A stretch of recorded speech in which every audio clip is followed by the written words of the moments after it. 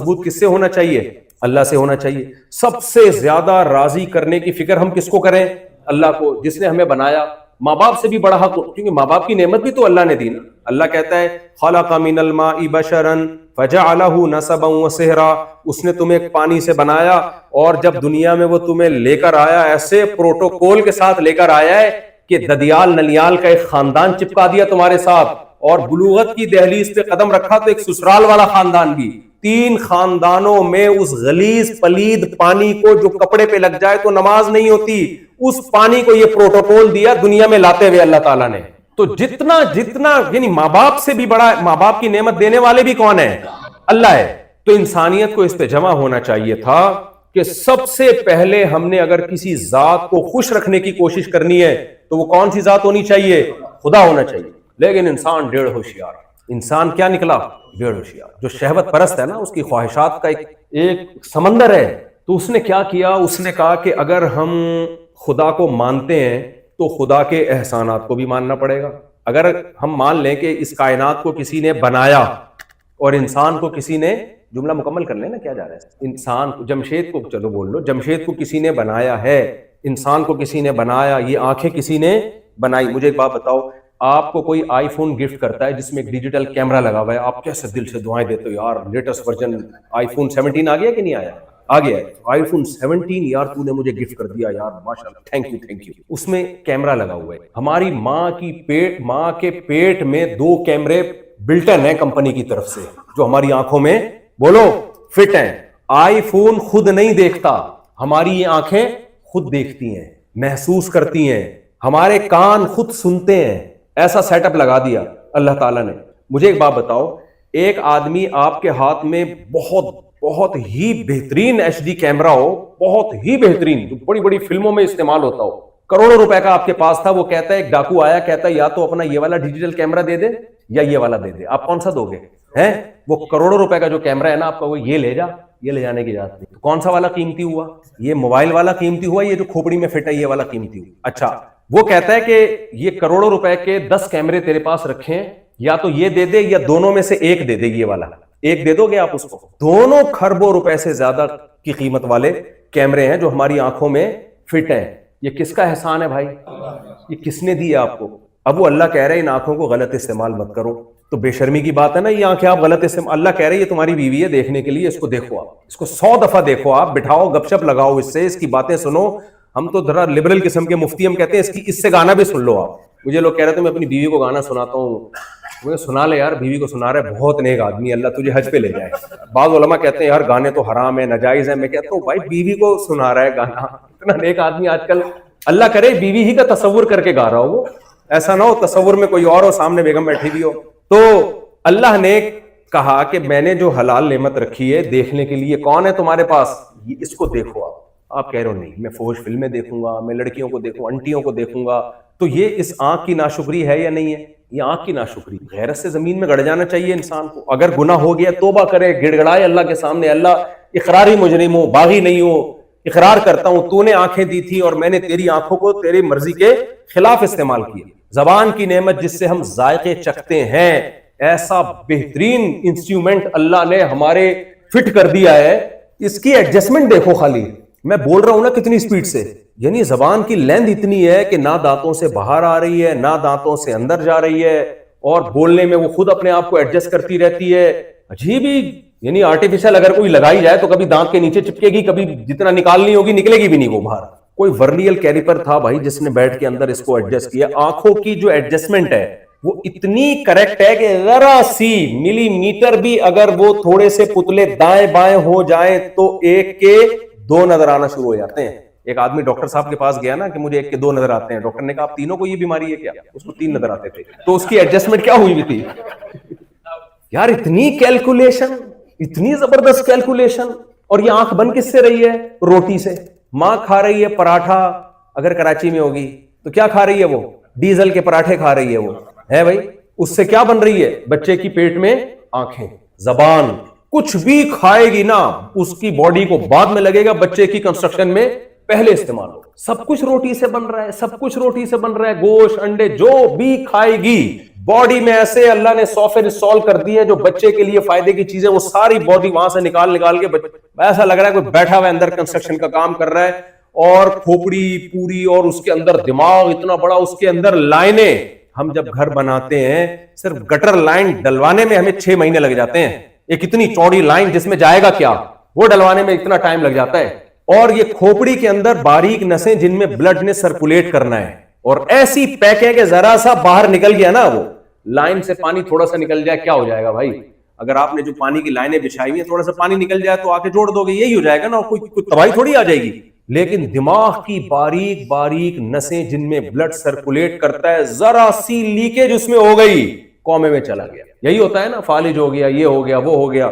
ایسی باریک نسوں کا ماہرین کہتے ہیں کہ ایسی نسیں ہیں کہ پائپ ہیں کہ ان کو لے جاؤ چاند سے چکر دلا کے واپس زمین میں لے آؤ. اتنی بڑی نسوں کا جال کا گچھا بنا کے بچے کی کھوپڑی کے اندر فٹ کیا جا رہا ہے. اور یہ بن کس سے رہا ہے؟ ڈیزل کے پراٹھوں سے. روٹی سے کبھی کبھار بنا کرتا تھا، اب کس سے بن رہا ہے؟ پیزے سے، جو کسی کام کی چیز نہیں. بچہ تو آ ہی جاتا ہے، ماں جو بھی کھائے نا، وہ الگ بات ہے پھر کس ٹائپ کا آ رہا ہے. وہ برگر بچہ آ رہا ہے یا پیزا کھائیں گے تو پیزے جیسا نکلے گا، اور اگر صحیح گوشت انڈے منڈے کھائیں گے تو پھر ذرا صحیح چیز مارکیٹ میں آئے گی. خیر، تو کتنے بڑے احسانات تھے خدا کے. ناک میں سونگنے کی طاقت.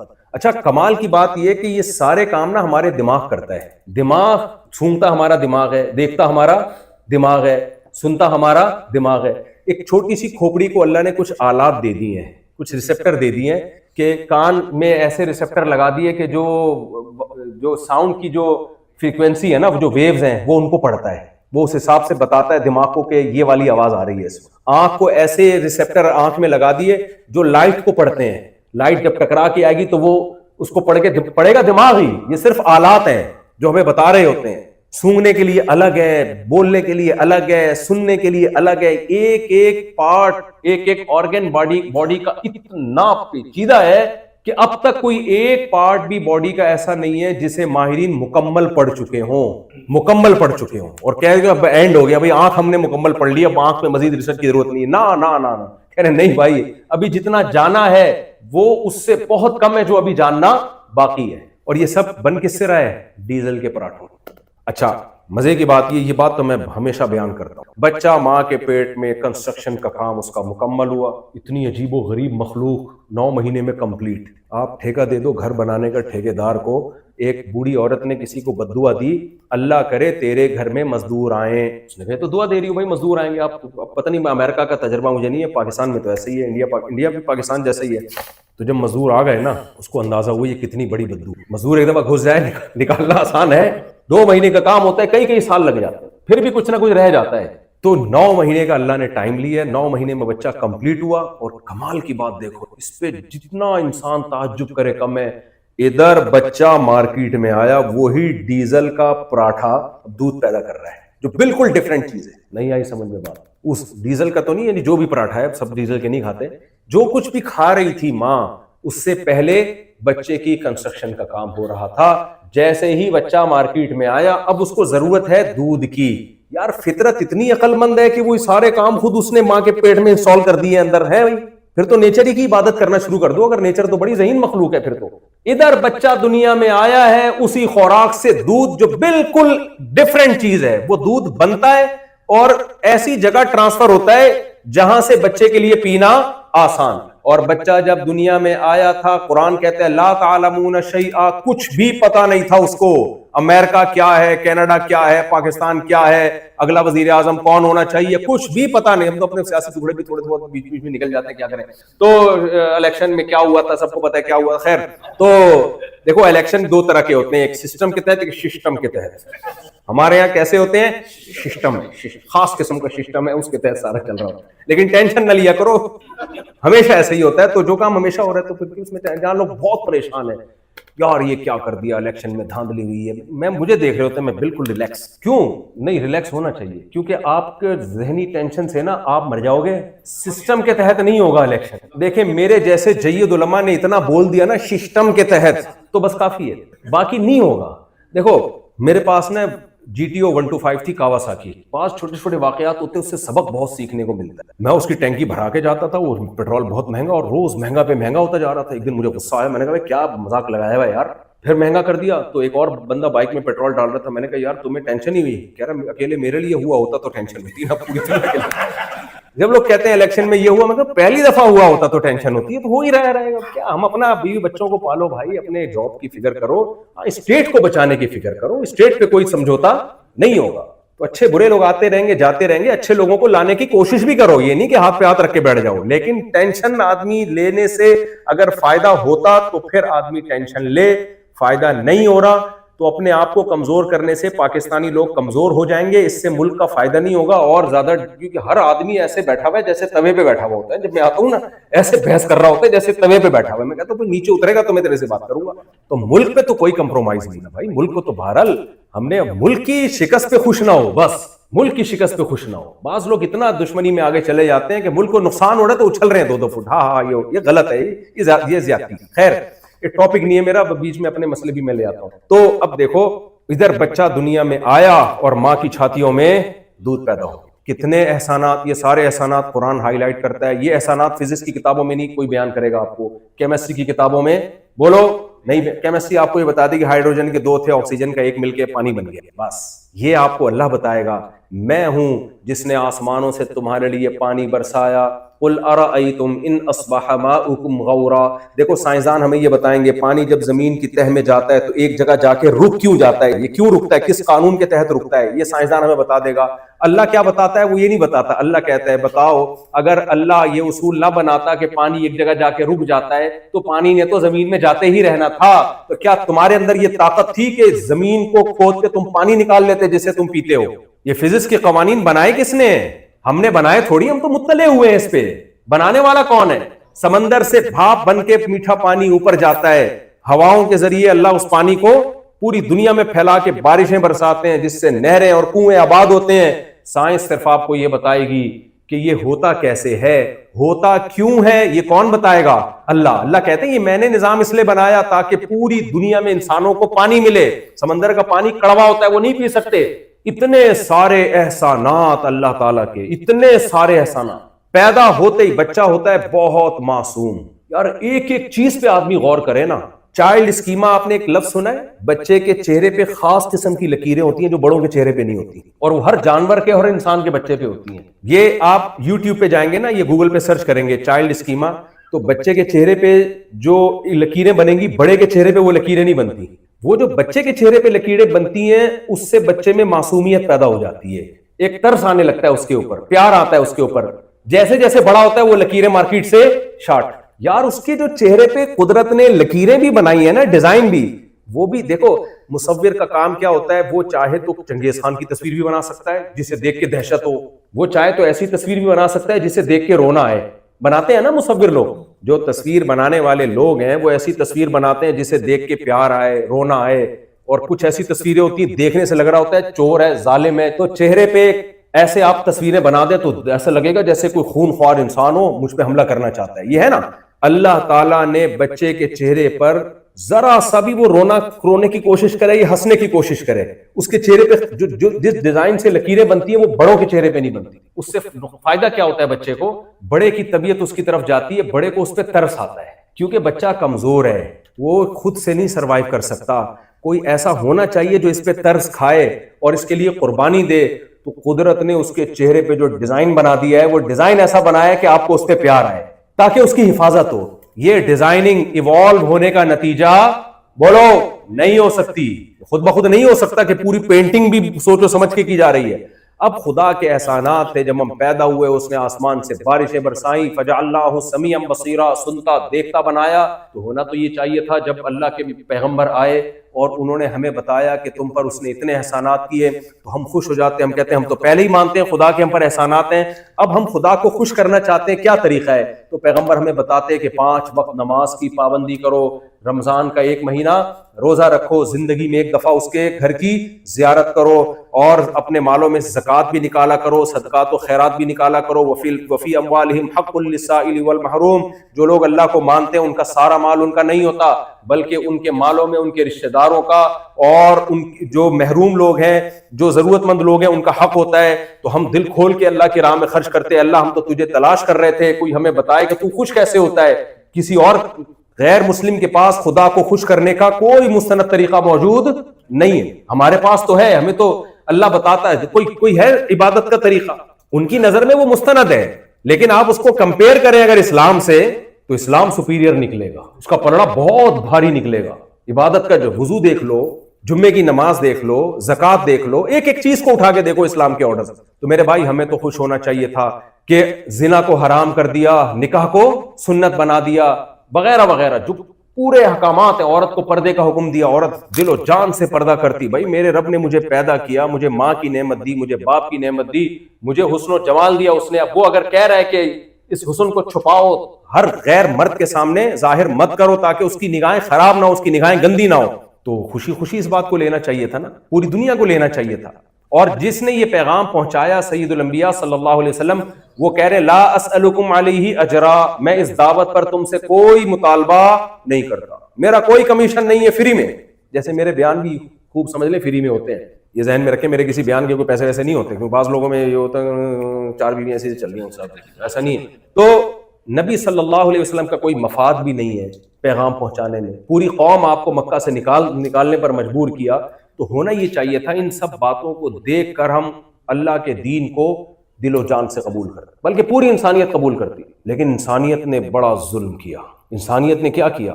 بڑا ظلم. میسنجر آف گاڈ پہ بھی اعتراضات شروع کر دیے. کیا اعتراضات کیے؟ ان کی تعلیمات پہ نہیں, اعتراضات یہ ہو رہے ہیں آپ صلی اللہ علیہ وسلم نے ایک 50 سال کی عمر میں 9 سال کی لڑکی سے نکاح کیا. اچھا میں بات آپ سے کہتا ہوں, زیادہ سے زیادہ اس عمل کو دنیا کے عرف کے لحاظ سے ظلم قرار دیا جائے گا نا, زیادہ سے زیادہ دنیا کے لحاظ سے, جو لوگ اعتراض کرتے ہیں, اور معاذ اللہ نقل کفر نباشت یہ مان لیا جائے کہ ظلم تھا, تو کس کے ساتھ ہوا یہ ظلم؟ معاذ اللہ سیدہ عائشہ کے ساتھ ہوا, معاذ اللہ. ایسا ہی ہے نا.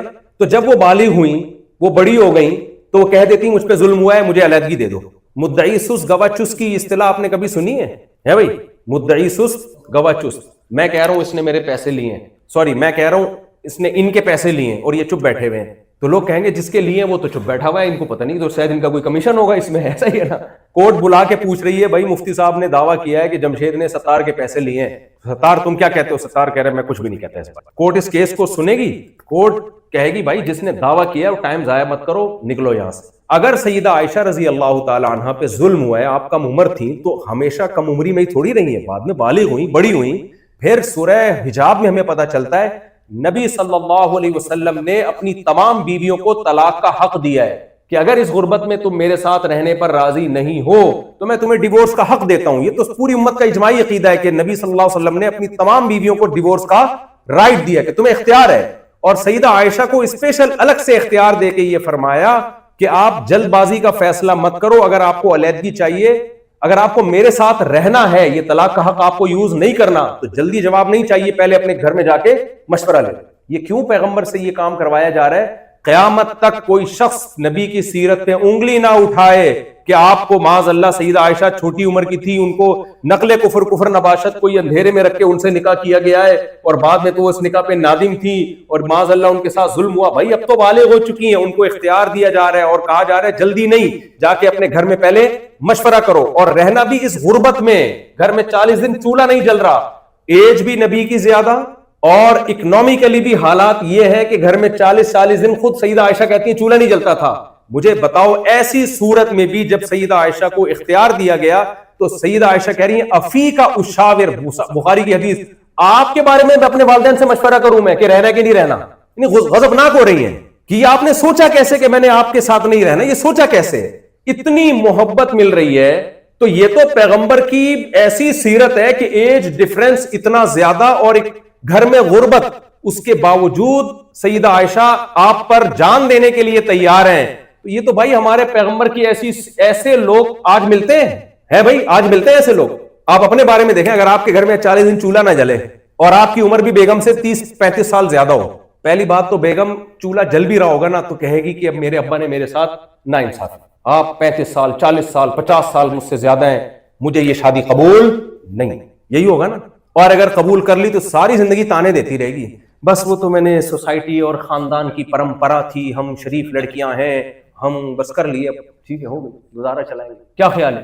اور یہ بھی جب آپ ارب پتی ہو اور صبح شام ایسا ہوتا ہے بعض دفعہ لڑکی کی عمر کم ہوتی ہے, لڑکا ارب پتی ہوتا ہے, تو کہتے ہیں چلو یار پتی ہے لیکن ارب بھی تو ہے نا, کیا خیال ہے؟ تو لڑکی مان لیتی ہے چلو بھائی جانے دو یار ٹھیک ہے چلتا ہے, پیسہ بہت ہے. ہمارے نبی کے پاس تو پیسہ نہیں, خود سیدہ عائشہ اس حدیث کی راوی ہیں, اس کے باوجود اور پھر ڈیورس کا حق بھی دیا جا رہا ہے, پھر بھی کہہ رہی ہیں, اور پھر یہ بھی کہا جا رہا ہے مشورہ کرو, اس پہ غضبناک ہو رہی ہیں, فی کا اشاور, یا آپ نے سوچا کیسے میرے بارے میں, اور اعتراض کرنے والا کہہ رہا ہے کہ ظلم ہوا تھا. تو یہ کیا, یہ اعتراض ہے ان کا. اعتراض یہ نہیں ہے, اصل میں اعتراض یہ کہ نبی کو میسنجر آف گاڈ مان لیا تو نبی کی باتوں کو بھی ماننا پڑے, وہاں سے جان چھڑانا چاہ رہے ہیں. تو اس کے لیے ایک طریقہ تو یہ, ایک طریقہ یہ نکالا ہوا ہے کہ میسنجر آف گاڈ کا انکار کرو. اب بولو آپ پیغمبر, اللہ کے معاذ اللہ پیغمبر ہے ہی نہیں, پھر آپ کی ذات پہ اعتراضات کرنا شروع کر دو جو بنتے نہیں ہیں. دوسرا اعتراض جو اس سے بھی بڑا جرم کیا وہ کیا, خدا کے وجود ہی کا انکار کرو. کیونکہ خدا کو مانیں گے تو پھر آگے مسائل کھڑے ہوں گے, وہ خدا کیا چاہتا ہے, اس خدا کے احسانات کیا ہیں. جب خدا کو مانیں گے تو ماننا پڑے گا یہ آنکھیں کس نے دی ہیں, اللہ نے دی ہیں. پہلے زمانے میں تو یہی ہوتا تھا, بچوں کو بتایا جاتا تھا دیکھو بیٹا اللہ نے آنکھیں دی, بچہ مان لیتا بھائی اللہ نے دی ہیں تو بیٹا غلط استعمال نہیں کرنا. اچھا ابو ٹھیک ہے. وہ ایک آدمی کے, چلو بات لمبی ہو جائے گی, بات کو سمیٹ رہا ہوں میں, بڑی دلچسپ بات تھی لیکن پھر الگ سے کبھی موقع ملے گا آپ سمجھ. ایک خاتون کا شوہر مر گیا تو روتے روتے کہہ رہی ہائے ہائے میرے میاں بہت اچھے تھے, کبھی کسی خاتون کو نظر اٹھا کے نہیں دیکھا, جب بھی دیکھا ٹک ٹکی باندھ کے. تو جو ہے بچے کو ہم سمجھاتے ہیں اللہ کی نعمتیں, اللہ کی نعمتیں, اللہ کی نعمتیں, یہ مت کرو, اللہ نے چوری کو حرام قرار دیا, بڑوں سے بد کلامی کو حرام قرار دیا, اللہ نے اس کو حرام قرار دیا. تو بچہ اگر وہ گناہ کرتا بھی ہے بڑے ہو کر ایک احساس جرم تو ہوتا ہے نا. لیکن انسانیت نے کیا ظلم کیا, انہوں نے کہا اللہ کو سوسائٹی سے نکالو. سارے مسائل کہاں سے کھڑے ہو رہے ہیں, گاڈ کی وجہ سے کھڑے ہو رہے ہیں سارے. اب نکالیں کیسے, نکالنا آسان نہیں ہے. پھر آنکھیں کس نے دی بھائی, یہ زبان کس نے دی, یہ ناک کس نے دی, کان کس نے دیے, ماں کی چھاتیوں میں دودھ کون پیدا کرتا ہے, آسمان سے بارش کون برساتا ہے. انظروا الی ثمرہ اذا اثمر, اللہ کہتے ہیں اس انار کو دیکھو, مٹی پانی گوبر کے ملاپ سے ایک انار پیدا ہوتا ہے, اس کے پھلنے پھولنے کے منظر کو تو دیکھو, انار سرخ ہوتا ہے, کیسا بہترین رس اس کے اندر, اور دانے کیسی خوبصورت پیکنگ میں اور مختلف پرتوں میں.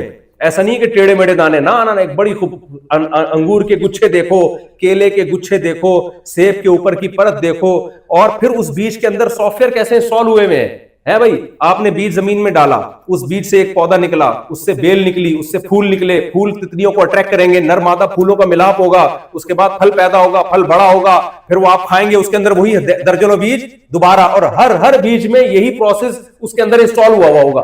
تو اتنی ساری چیزیں کہاں, تبھی تو قرآن کہتے ہیں فَبِأَيِّ آلَاءِ رَبِّكُمَا تُكَذِّبَانِ, کس چیز کا انکار کرو گے بھائی. انسان نے ایک فارمولا نکالا کہ سب کا ایک ہی دفعہ میں کر دو انکار. ایک ایک کو بولنا کہ نہیں خربوزہ بھی خود بخود بنا ہے, انار بھی خود بخود بنا ہے, آنکھیں بھی خود بخود بنی ہیں, ناک بھی خود بخود بنی ہے, اس میں ٹائم ضائع ہوگا, اس میں کیا, اور اس کو ثابت کرنا بھی بہت مشکل ہے. تو انسان نے ایک فارمولا نکالا, ان سے بولا ایکچولی ہوا ایسا تھا کہ ونس اپون اے ٹائم ایک دھماکہ ہوا تھا, اس دھماکے کے نتیجے میں سورج چاند ستارے اور سیارے ڈھن ڈھن ڈھن بن کے. اب جب پوچھا گیا اتنا خاندانی دھماکہ, کراچی میں دھماکے سنے ہوں گے کراچی والوں, کیا خیال ہے آج تک کبھی ایسا ہوا کہ الٹی کرسی سیدھی ہوئی ہے اس دھماکے سے؟ سیدھی کرسیاں الٹی تو بہت دیکھی ہیں, الٹی کرسی ہم نے سیدھی نہیں دیکھی. ہم نے مان لیا سائنسدان کہہ رہے ہیں ہوا ہوگا دھماکہ, ہم نے کہا بھائی یہ ہوا نہیں ہے, کیا گیا ہے. بگ بینگ تھیوری کو ہم مانتے ہیں, ہوا نہیں ہے. یہ اتنا خاندانی دھماکہ یہ ایک عام کسی مخلوق کا کام نہیں ہے, یہ اس ذات کا کام ہے کہ جو ایسی کیلکولیشن کے ساتھ دھماکہ کر رہی ہے جس کیلکولیشن کے نتیجے میں سورج چاند ستارے کہکشائیں وجود میں, اور زمین پھر سورج سے الگ ہو کر 23 ڈگری پہ جھک بھی رہی ہے جس سے موسم بن رہے ہیں, اور جناب وہ پھر سورج کے گرد گھوم بھی رہی ہے اور اسے خاص کیلکولیشن کے ساتھ گھوم رہی ہے. یہ دھماکہ ہوا نہیں ہے, یہ دھماکہ آرڈر پہ کیا گیا ہے. دھماکے کا تو یہ جواب ہو گیا. پھر انہوں نے کہا انسان کیسے آیا؟ ایکچولی انسان, اب ہم یہ کہیں کہ آنکھ بھی خود بنی ہے, نہیں, ایک سیل وجود میں آیا تھا اتفاق سے. کیسے آ گیا؟ سیل کی جو ترکیب ہے وہ اتنی پیچیدہ ہے, وہ تو کروڑوں سال میں وجود میں نہیں آ سکتی. سائنسدان کہتے ہیں کروڑوں کون کہہ رہے ہیں, اربوں سال کہہ رہے ہیں. اربوں سال میں ایسا لا آف چانس بھی ایک ہوتی ہے نا, بائی چانس بھی کچھ چیزیں ہو جاتی ہیں. تو بائی چانس کروڑوں سال میں ایک سیل وجود میں آ گیا جس میں زندگی کی ابتدا ہوئی ہے. ابے اس میں زندگی کہاں سے آئی؟ بے جان چیز وجود میں آ سکتی ہے نا, اس میں حیات کیسے پڑ گئی؟ کہہ رہے لا آف چانس کے تحت کھربوں سال میں جب کھربوں خلیوں کے ساتھ ایسا ہوگا تو ایک آدھ سیل ایسا بھی ہو سکتا ہے. کھربوں, ہم نے کہا کھربوں بھی نہیں, ہم نے کہا چلو کھرب کو کھرب سے ضرب دے دو. اب کون ماضی میں جا کے دیکھ رہا ہے کہ کتنے کھرب سال لگے؟ اچھا ایک سیل وجود میں آ گیا. پھر کیا ہوا یار؟ پھر انسان جمشید کہاں سے؟ مجھے جمشید کا بتاؤ، جمشید کیسے بنا؟ کیونکہ میں تو جمشید کو دیکھ رہا ہوں، اس کی 2 آنکھیں اور اس سے زبردست ایڈجسٹمنٹ. کہہ رہے ایسے ہی نہیں ہو گیا. یہی تو بات ہے، مولویوں کو سائنس میتھس کا تو پتا ہے ہی نہیں. یہ مولوڑے کیا بتائیں گے ہمیں سائنس کا؟ ڈارون پڑھا ہوتا ہے انہوں نے کم بختوں نے، جاؤ اس پہ مقالے لکھے جا رہے ہیں، بڑے بڑے اس پہ پروفیسر ہیں جو ڈارون کی تھیوری پہ ورک کر رہے ہیں، اور ایکچولی انہوں نے، یہ مولویوں کو کیا، ان کو تو ABCD مشکل سے یاد ہوتی ہے. او بھائی، ڈارون کی تھیوری پہ رد کرنے کے لیے ڈارون کی تھیوری پڑھنا نہیں، کھوپڑی کا ہونا ضروری ہے. چانس بائی چانس کوئی روبوٹ آج تک وجود میں نہیں آیا ہے. جمشید، مجھے جمشید کا جواب چاہیے، جمشید کیسے بنا؟ کوئی روبوٹ جو بے جان ہے وہ نہیں خربوں سال میں وجود میں آ سکتا. زندہ چلتا پھرتا انسان. پھر پودے، خربوزے کے اندر بیج میں یہ سافٹ ویئر آٹومیٹیکلی کیسے انسٹال ہو گئے کہ اس کو زمین میں ڈالو تو پہلے بیل نکلے گی، اس کے ایک ٹائم کے بعد پھول نکلے گا. وہ پھول ہی کیوں نکل رہا ہے؟ اس کو پتا ہے تتلیوں کو اٹریکٹ کرنا ہے تاکہ نر مادہ کا ملاپ ہو، پھر پھل پیدا ہو، پھر اس پھل کے اندر دوبارہ سے بیج. خربوں کیا، خربوں کو خرب سال سے آپ ملٹی پلائی کر دیں، 100 دفعہ ہی عمل کریں، خربوزہ وجود میں نہیں آئے گا. جب خربوزہ نہیں آ سکتا تو انسان کہاں سے آ سکتا ہے وجود میں؟ تو اس لیے پھینکنے پر گورنمنٹ کی طرف سے کوئی پابندی نہیں ہے، پھینکنے پر پابندی اللہ کی طرف سے. اس لیے جو ڈارون کی تھیوری کی بیس پہ خدا کے منکر ہیں، گورنمنٹ ان کو سزا نہیں دے گی. ان کو سزا کون دے گا؟ وہ خدا دے گا جس نے بنایا ہے. مولوی کا کام ہے خدا کا پیغام آپ تک پہنچا دینا، علماء کا کام، پیغمبروں کا کام اللہ کا پیغام پہنچا دینا. باقی آگے اس کو آپ اس اللہ کے عذاب سے ڈریں یا نہ ڈریں، یہ علماء کا کام نہیں ہے. آپ مذاق اڑاتے رہے، مولویوں کو کیا پتا سائنس کا. میں دیکھتا ہوں تو نیچے کمنٹس میرے بارے میں آئے ہوتے ہیں، ان کو سائنس کے، ان کو ڈارون کا پتا ہے، ڈارون کی اسپیلنگ آتی ہے ان کو. اور بھائی ہمیں اسپیلنگ آئے نہ آئے، ہمیں یہ پتا ہے جمشید خود بخود نہیں بن سکتا. ہم دیسی لوگ ہیں، دیسی اسٹائل میں بات کرتے ہیں. نہیں ہو سکتا یہ آٹومیٹیکلی، اتنا لا آف چانس کے تحت ایسا ہوا ہے. اور کمال کی بات ہے ڈارون کے تحت ارتقا کرتے کرتے ہم اینڈنگ پوائنٹ پہ ہی سب کچھ مل رہا ہے. یعنی جو جانور ایوالو ہو کے جہاں پہنچا ہے نا، اس کی انتہا بھی یہی ہے. تو ہم آخری اسٹیشن پہ کیوں کھڑے ہوئے؟ تھوڑا ہم پہلے پیدا ہو جاتے، کچھ چیزوں کا بھی مزید ایوالو ہوتے ہوئے دیکھ لیتے. نہیں آئی سمجھ میں بات؟ مثال کے طور پر شہد کی مکھی، سائنسدان کہیں گے، قرآن کہتے ہیں میں نے بنائی. اوحا ربک الی النحل، تیرے رب نے مکھی کو بنایا اور مکھی کی چھوٹی سی کھوپڑی میں ایک سافٹ ویئر ڈال دیا، وحی کی، اس کو سکھایا ایسے چھتا بنانا ہے، ایسے ملکہ مکھی، مزدور مکھی، یہاں سے پھول کو رس تو نے چوسنا ہے، اور اس طرح سے تو نے بائی ایئر سفر کرنا ہے، اپنے چھتے تک پہنچنا ہے، اس طرح سے تو نے شہد تیار کرنا ہے. اللہ کے پاس جواب آسان ہے کہ یہ کس نے سکھایا ہے؟ اللہ. جو خدا کے منکر ہیں ان کو بہت بڑی مصیبت میں پھنس جاتے ہیں. ان سے پوچھو شہد کی مکھی کیسے وجود میں آئی؟ جمشید تو چل چھوڑ، تجھے جمشید کا نام اچھا نہیں لگتا تو بتا مکھی کیسے وجود میں آئی. مکھی کے بارے میں پھینکنا، وہیں سے جو پھینکنا شروع کر دیتے ہیں، وہیں سے کہہ رہے ہیں ایکچولی ایسا ہوا تھا کہ یوں ہوا تھا، پھر کیا ہوا تھا. وہ ایک بڑا زبردست پنجابی میں کہتے ہیں نا کہ کاش میری قسمت میں ہوتا، میں خریدتا ایک کھوتا، کبھی تو سوار ہوتا کبھی میں سوار ہوتا. ایکچولی کر کے کچھ بھی پھینکتے رہو.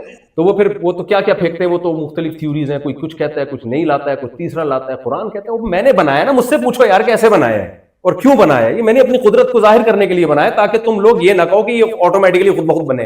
اتنی ٹیکنیکل مشینیں خود بخود ایوالو ہو کے بھی نہیں بنتی ہیں. تو اب کیا تھوڑی بہت تبدیلی تو آتی ہے انوائرمنٹ کو چینج کے، وہ بھی اللہ کی قدرت ہے کہ کچھ چیزیں انسان میں چینجیبل اللہ نے رکھی ہیں.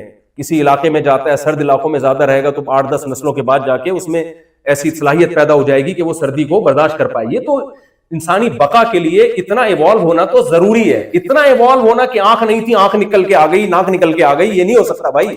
پورے پارٹس بننا شروع ہو گئے. تو اب کیا مسئلہ ہے؟ شہد کی مکھی جو قدرت نے اس کو جیسا بنانا تھا نا، اس کی انتہا کو پہنچی ہوئی ہے. وہ اس سے زیادہ اچھی بن نہیں سکتی. ہر جانور کو جیسا ہونا، اس کی چونچ جیسی ہونی چاہیے، اس میں سونگنے کی حس جیسی ہونی چاہیے، جو بھی اس کے لیے ضروری تھی. تبھی قرآن کہتا ہے احسن کل شیء خلقہ، ہر چیز کو بہترین انداز سے اس نے بنایا. فرعون نے موسیٰ علیہ السلام سے پوچھا تھا نا رب کون ہے، کیا ہے، بڑا گھننا بن گیا تھا جیسے پتہ ہی نہیں خدا کے بارے میں. تو موسیٰ علیہ السلام نے فرمایا جس نے ہر چیز کو بہترین بنایا ثم ہدا، پھر اس کو نیچر کے ٹریک پہ چلا دیا. ہر جانور اپنی نیچر کے راستے پہ چل رہا ہے، اس کو ایک خاص نیچر دی گئی ہے، اس ٹریک سے ہٹتا نہیں ہے. تو موسیٰ علیہ السلام نے کہا یہ آٹومیٹیکلی سب کچھ ہوتا تو ایک خاص ٹریک پہ جو اس کے لیے سوٹیبل ہے. یہ بہت اہم لفظ ہے. اتفاق سے جو چیز ہوتی ہے، جس ٹریک پہ انسان چلتا ہے وہ سوٹیبل ٹریک نہیں ہوتا. سوٹیبل ٹریک باقاعدہ ارادے سے چلا جاتا ہے یا کوئی چلاتا ہے. دیکھو بچہ اپنے ارادے سے اسکول نہیں جاتا، اس کو نہیں پتا اسکول کا راستہ کیا ہے. ماں بچے کو اسکول کی وین میں خود بٹھاتی ہے. ایسا نہیں ہوتا بچہ باہر نکلے اس کو پتہ ہی نہیں کہاں جانا ہے، کسی بھی وین میں چڑھ گیا تو اتفاق سے وہ وین اس کے اسکول ہی جا رہی تھی. کیا خیال ہے بھائی؟ ایسا ہوتا ہے؟ نہیں ہوتا. اور جب آدمی سمجھدار ہو جاتا ہے تو اپنی کھوپڑی استعمال کرتا ہے کہ میں نے کس ٹریک پہ جانا ہے کس ٹریک پہ نہیں جانا. تو موسیٰ علیہ السلام نے فرعون سے کہا کہ ہر جانور کو بنایا اور اس کو اس کے جو فطری ٹریک تھا اس پہ اس نے چلا دیا. جانور تو نہیں چل سکتا, اس میں اتنی سمجھ تھوڑی ہے. بکری کا بچہ پیدا ہوتے ہی اس کے تھنوں کی طرف لپکتا ہے. کس نے سکھایا؟ ابھی تو پہلا دن ہے, کوئی اسکول کوئی انسٹیٹیوٹ کچھ بھی نہیں, پہلا دن ہے اور تھنوں کی طرف لپکنا شروع ہو گیا.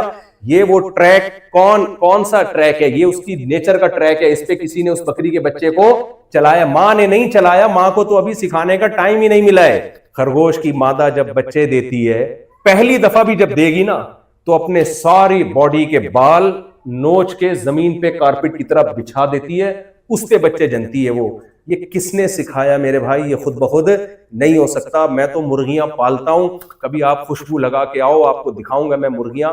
خوشبو ہدیہ لے کے نہیں آؤ, خوشبو لگا کے آ جائے کرو. خوشبو انسان اپنی مرضی کی استعمال کرتا ہے. لوگ مجھے ڈبے بھر بھر کے بیچارے محبت میں دے رہے ہوتے ہیں خوشبو, ساری پارسل, کیونکہ میں نے اپنے لیے سلیکٹڈ خوشبو میں خود ہی لیتا ہوں, وہ میں استعمال کرتا ہوں. تو خوشبویں آپ محبت کی قدر کرنی چاہیے انسان کو, لیکن یہ ذہن میں رکھو ہمارے پاس خوشبو کے پارسل کرنے کا کبھی کبھار تو نیت خراب ہوتی ہے, بزنس شروع کر دو, لیکن وہ زیادہ ہو جائے گی, وہ برا لگتا ہے. وہ بہت برا لگتا ہے کہ ہدیوں کے پرفیوم آ رہے ہیں اور آدمی مارکیٹ میں بیچنا شروع کر دے. تھوڑا سا ویسے بغیرت بن جائے نا تو بہت فائدے ہیں.